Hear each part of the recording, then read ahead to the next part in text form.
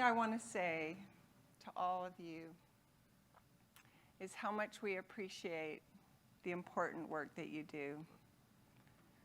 You're making a difference in so many people's lives, including families like ours. So thank you. We've spoken to medical students for the past 30 years in their first year human genetics course. And many of the students have told us that hearing our story helped them both professionally and also personally. We hope you feel the same. We're going to tell you what it was like becoming the first family in the world to have our entire genome sequenced and to get answers that we weren't expecting. But first, I'm going to tell you a love story. In 1976, I fell in love with Terry Madsen, Heather and Logan's dad. There was no reason to think that anything would be wrong with our kids. There was no family history. So at 9 months pregnant, I went to the doctor thinking I was going to hear, "You're going to have that baby any day." And instead I heard, "See you next Friday." I dragged myself home and I came back to the doctor and I heard, "See you next Friday." I was so mad at him for that. That went on for 2 more weeks. Finally, I went to the doctor and he said, "I don't think we're going to see you back here next Friday." And he was right. I was ready to have that baby, that is, until I was in the car riding to the hospital when suddenly I thought, I can't get out of this. I can't change my mind. So as I'm being wheeled into the delivery room, I'm passing piles of pink and blue blankets, and I'm thinking, I wonder if I'm going to have a boy or a girl, because back then we didn't know. In the delivery room, there was a mirror that was mounted on the wall so we could watch the birth, and I saw the baby's head crown. I saw all this dark hair, and I thought, yay, my baby isn't bald. And the doctor pulled her out and said, "You have a girl." And then he placed her on my abdomen. My eyes locked on her bent arms. I immediately went into denial. No, they're not bent. It's just because I was pregnant for 10 months. She was in a small confined space. They're going to straighten out after a while. But then I heard her dad say, "What's wrong with her arms?" So I said to the doctor, "Is everything else okay besides her arms?" And he said, "She only has 4 fingers and 4 toes." And that was surreal, because all through my pregnancy, people would say to Terry, "What do you want, a boy or a girl?" And he'd say, "I don't care as long as it has 10 fingers and 10 toes." Heather was having trouble breathing, so they rushed her away to take care of her, and they wheeled me to the recovery. Terry went to call our parents. I was still hanging out in denial. All I could think about was, I just want to go home and pretend like none of this happened. I want to start all over, get pregnant again, come back and have a different baby. And then Terry came back and I was crying. And I just blurted out, "I don't want this baby." And he said, "I don't either. What are we going to do?" For those of you that are uncomfortable right now because I'm saying that while Heather and Logan are sitting there, I want you to know they've had an entire lifetime of unconditional love from me. And they understand denial all too well. And they understand having knee-jerk reactions, so you don't have to worry about them. Terry and I were taken to the room where I would be staying, and the pediatrician was in there, and he'd given Heather a physical. So the first thing he told me was, "She has a cleft palate." I didn't even know what a cleft palate was. It's a hole in the roof of the mouth. She wouldn't be able to nurse or suck from a bottle because she could get no suction. And then he went on to tell me something's wrong with her eyes, but we're not sure what it is. They're too swollen for us to know right now.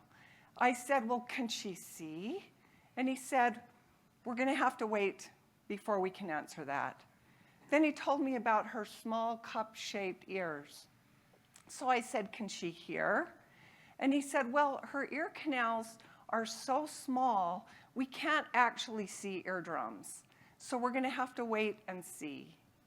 Then he told me that the 3 fingers that she had on each of her small hands were permanently bent. This was a lot for me to take in. It was getting late in the day. Everyone went home. Terry went home, and I cried myself to sleep. Now, all of you have awakened in the middle of the night after having a nightmare and thinking, oh, good, it was a nightmare.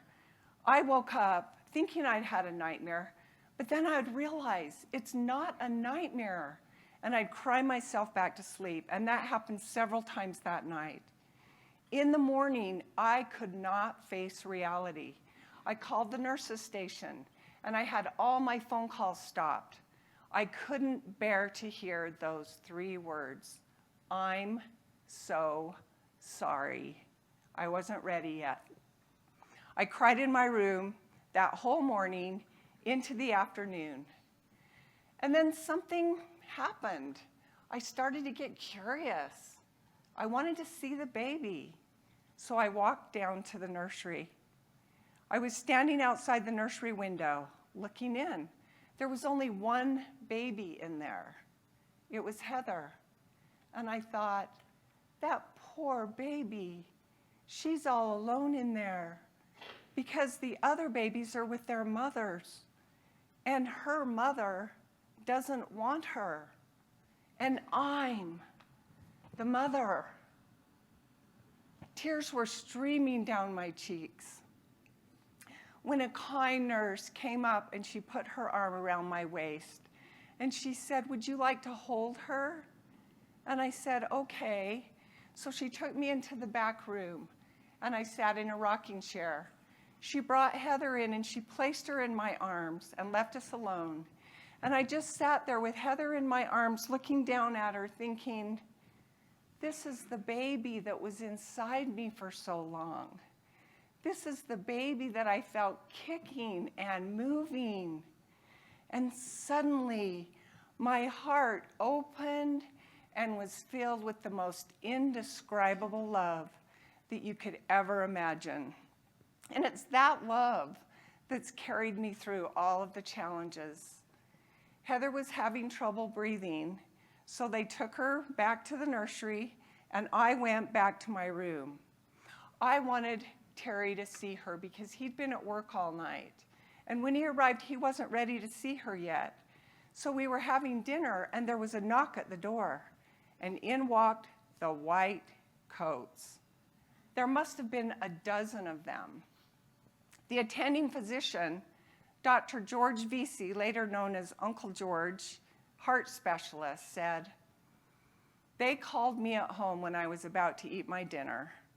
And they told me that your baby has a heart murmur, she's aspirating, she's got jaundice, she has all these other problems. And I wondered, why are you calling me?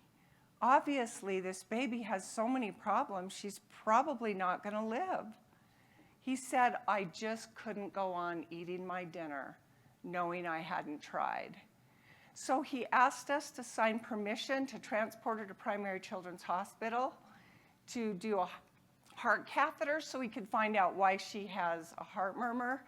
And at the same time, he asked us to sign permission to do an autopsy. So we, like robots, signed the dotted line. He left. We waited for a couple of hours. He came back, and the first thing he said was, if I'd have known her heart looked that good, I wouldn't have done anything. And for one split second, I was disappointed. Because Terry and I had convinced ourselves that it would probably be better if she didn't live, because we didn't know what kind of life she would have with all those problems, and we didn't know what kind of a parent we could possibly be to a baby like this. Well, I cried myself to sleep again that night. I still didn't know what the prognosis was for Heather, But in the morning when I woke up, all I wanted to do was go to Primary Children's Hospital and see Heather. When I got there, Heather was in a little isolette on her stomach with her little arms down to her side. She looked so tiny. All I wanted to do was hold her. But the nurses said she needed to stay in the isolette for a while before I could hold her. In the isolette next to Heather was another baby. It had no arms and no legs. And that was one of the first profound experiences that I had learning to appreciate what I have instead of what I don't have. That has helped us through our challenges. Heather was in intensive care for 2 weeks. I didn't know if she was going to live or not, but I was already very attached. All I wanted to do was take her home and be her mom. So finally, they said, she's not getting enough nourishment, but if you want to, you can learn to tube feed her, and then you can take her home. Well, I was scared, but I was determined. So I learned to tube feed Heather. And the day came that I could finally take my baby home.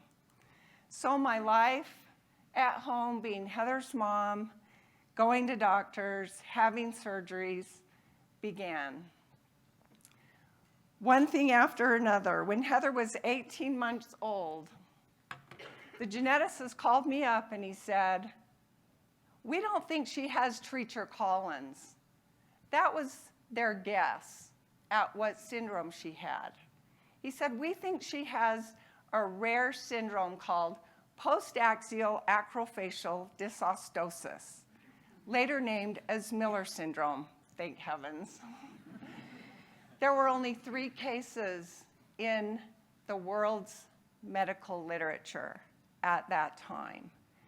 So that geneticist told me the chances of it happening again are 1 in a million, probably less than that because it already happened.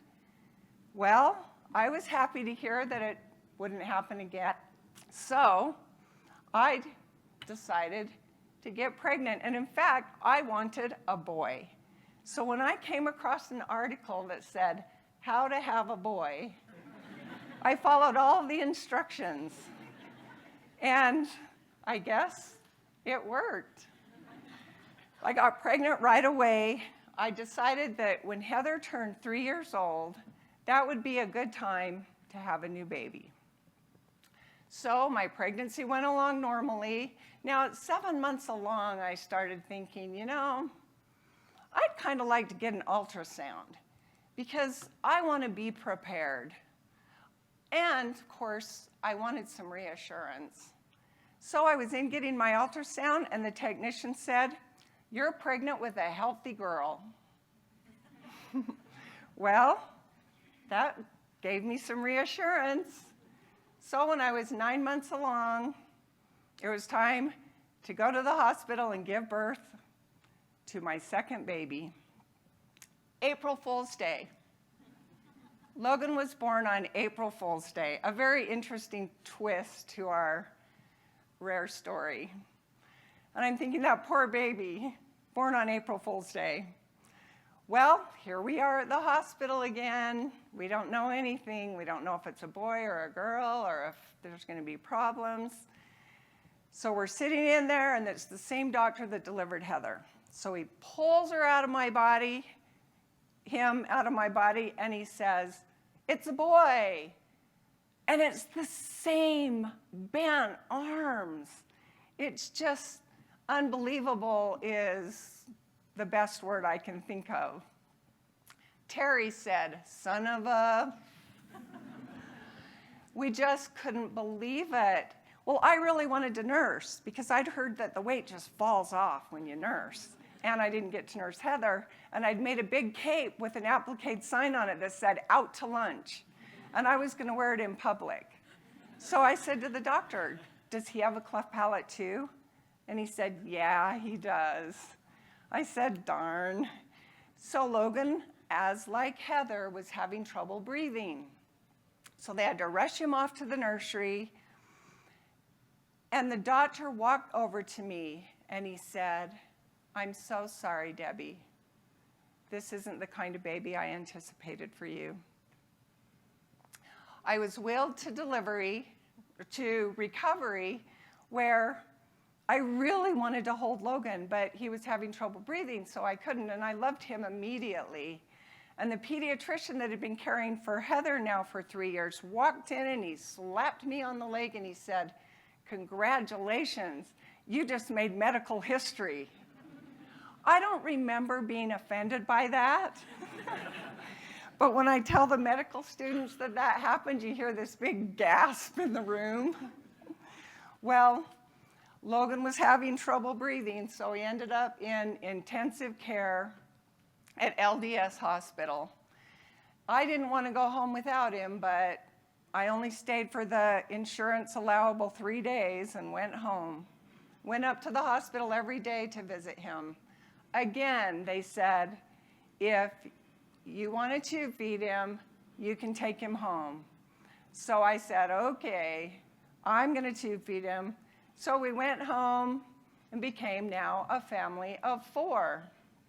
Well, within the first week of trying to feed Logan on a long black lamb's nipple and a special feeder that I was able to feed Heather on instead of tube feeding her, Logan aspirated on the formula and we ended up in emergency, and it was really scary and I was terrified I was going to lose him, so I was committed that I was going to tube feed him.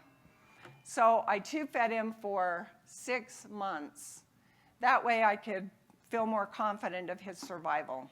And, of course, Heather tube-fed her baby, too, because as far as she was concerned, that was the normal way to feed babies.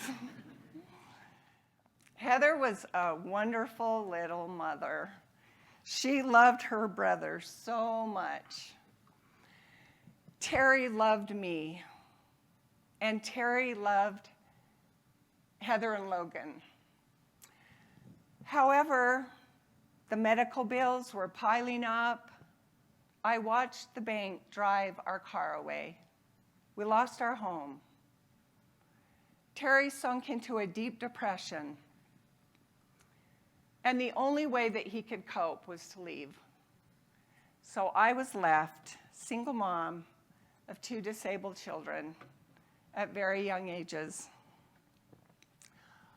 I loved Heather and Logan so much, and I would do anything that I could think of to help their lives be better. That love helped me find the doctors to perform those 50 surgeries between Heather and Logan.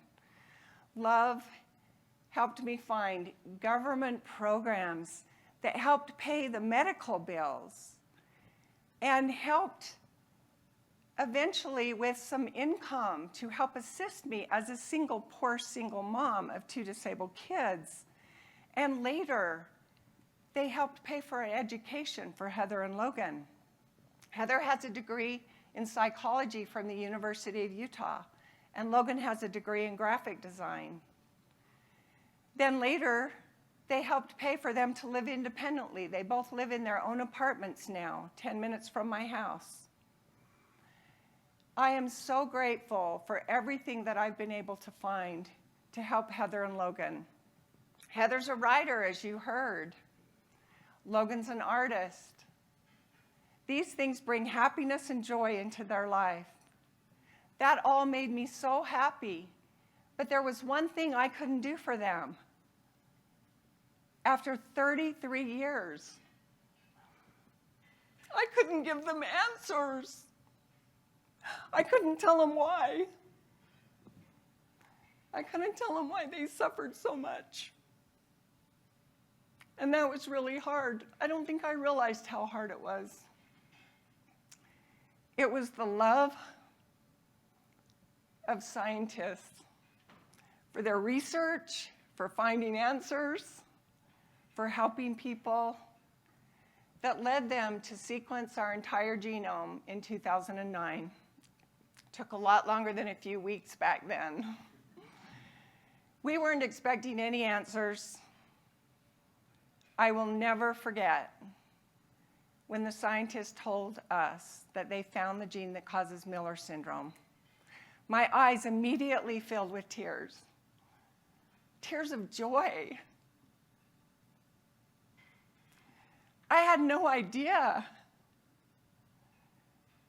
what a relief it would be. They didn't stop there. They went on to tell us they found the gene that causes Heather and Logan's lung disease. It's a separate recessive gene that causes another recessive disease called primary ciliary dyskinesia, PCD. Wow, we were blown away. We now knew the cause of both of their diseases, and we had a name for their lung disease. This made such a difference for me. There was a huge void that was finally filled. And this void, I didn't even realize was there. And I finally felt peace. I'm so grateful for scientists, for donors, for grants, for people that write grants to get funding for the important scientific work that they do that changes lives. And I'm so grateful for all of you for the important work that you're doing. You are changing lives. Thank you.